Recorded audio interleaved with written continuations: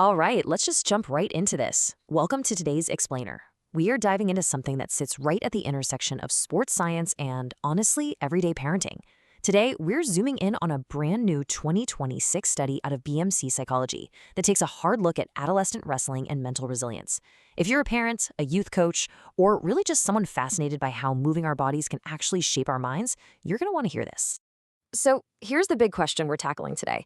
If you've spent, any time at all around grappling sports, you've absolutely heard it. Wrestling builds mental toughness, right? It's basically the foundational mythos of the sport.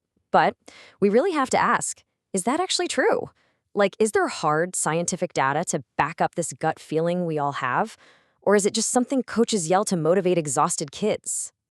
Here's our roadmap for the explainer. We'll hit the mental toughness question, break down the 6-week study, dive into the resilience and adolescent anxiety data, explore exactly why grappling changes minds, look at the honest scientific limits of the study, and finally, grab some practical takeaways for the mat.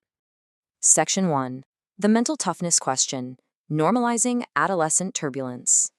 Before we even touch the sports science, we've got to talk about the baseline reality of just being a teenager today. Researchers hear things like this from parents all the time. My son gets discouraged so easily lately, or when something bad happens at school, it just lingers. We need to be absolutely clear right out of the gate. We are not talking about diagnosing disorders here. Adolescence is literally one of the most emotionally turbulent stages of human life. Bodies are changing, social dynamics are a total minefield, and these kids are just trying to figure out who they are. This emotional roller coaster is totally 100% normal, but it does beg the question, during this wild window of time, how do we actually help them cultivate resilience? How do we help them bounce back? All right, Section 2, the 6-week wrestling study, putting the sport to the test. To see if wrestling might help kids navigate this normal turbulence, researchers put together a randomized controlled trial in 2026, and they looked at exactly 30 boys, specifically 30 sedentary boys aged 12 to 15. They assigned them to groups totally at random, like pulling names from a hat. Now, this is a fantastic setup because it prevents the naturally motivated, super athletic kids from skewing the results. But right off the bat, keep that number 30 in mind. Because this is a really small sample size of just adolescent boys, we absolutely must view these findings as promising evidence, okay? Not definitive, set-in-stone proof that applies to all teenagers or to girls. Also, the study lasted exactly 6 weeks. They did 3 60-minute sessions per week. I really want to emphasize that we're only looking at short-term data here. The researchers didn't measure long-term or permanent effects because there was no follow-up data collected 6 months or a year down the line. So how exactly did they set this up? Well, they took those 30 boys and split them into 2 groups. The intervention group tackled the wrestling program. Now, keep in mind, this wasn't some grueling live sparring gauntlet designed to forge national champions. Not at all. It was a non-competitive, fundamentals-based program focusing heavily on stances and footwork.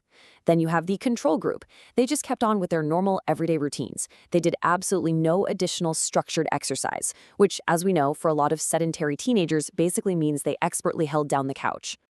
Section 3, Resilience and Adolescent Anxiety, the Divergence in Data.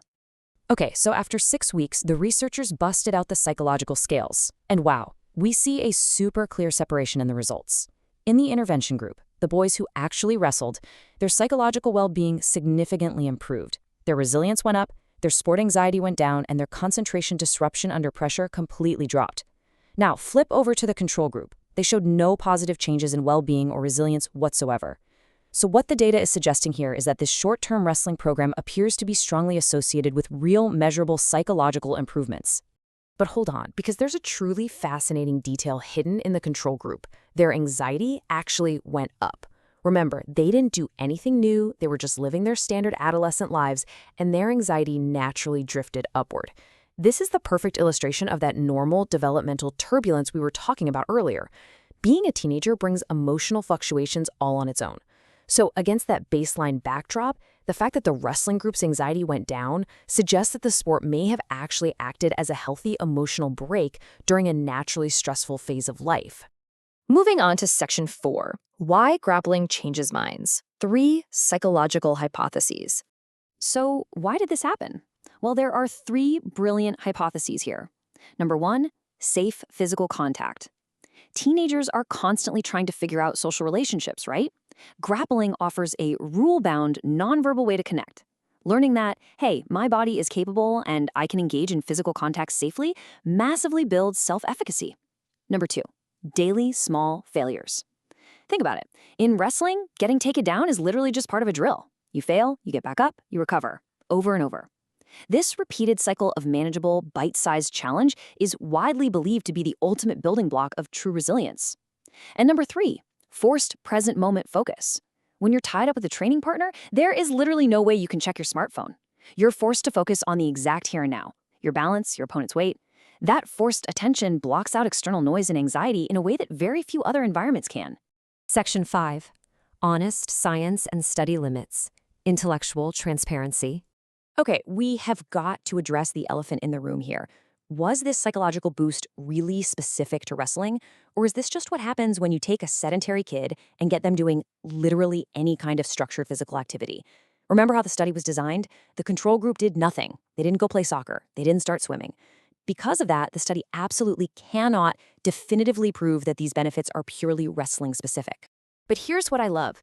The authors of the paper are completely 100% transparent about this. They write, comparative studies across various combat and team sports may also help determine whether the observed benefits are specific to wrestling or reflect broader effects of structured physical activity. I just love that. This isn't some fatal flaw that discredits their work. It's a massive marker of intellectual honesty. The researchers are openly telling us that we need more comparative studies to separate the wrestling magic from the general, awesome benefits of just getting off the couch. So let's just do a quick recap of those honest limitations. We've got a small sample size of just 30. It only looked at boys between 12 and 15. And it was a short 6-week window with 0 long-term follow-up. Again, we really need to view this data as an encouraging signal, promising evidence that a short, non-competitive wrestling program may help boys navigate emotional turbulence. It's an awesome tool, but it's not a guaranteed permanent cure-all. Section 6. Practical takeaways for the mat. What parents and coaches can do. So the most crucial thing is how we actually use this information. For you coaches out there, remember that this program wasn't about grueling, high-stakes death matches. It was all about fundamentals. Try to balance the fun with the productive struggle. You can build incredible resilience just by pulling a kid aside after a drill and asking, hey, what worked there and what would you change for next time? For the parents, if your kid isn't winning matches right now, look beyond the win-loss record. Look for those invisible victories. Are they bouncing back from a bad day at school a little faster? Are they a little calmer at home? And finally, for the kids themselves, remember, this study focused on sedentary teens. If you have a kid who isn't naturally athletic, or maybe they're super shy, that is actually a fantastic reason to expect they'll see a real psychological benefit. It's definitely not a reason to hold them back from the sport. And that brings us to our final thought. Wrestling's value goes so far beyond winning matches. Winning is obviously great, but as this data beautifully illustrates, the sport can also serve as a phenomenal entry point for developing the ability to bounce back and learning how to just coexist with the completely normal anxieties of growing up. So the next time you see a kid step onto the mat, ask yourself, are they just learning a sport, or are they quietly learning how to master their own mind? There's so much more to unpack when it comes to the psychology of combat sports, so I highly encourage you to go read the full study for yourself. Thanks for hanging out with me for this explainer. Until next time, keep exploring the science behind the sports we love.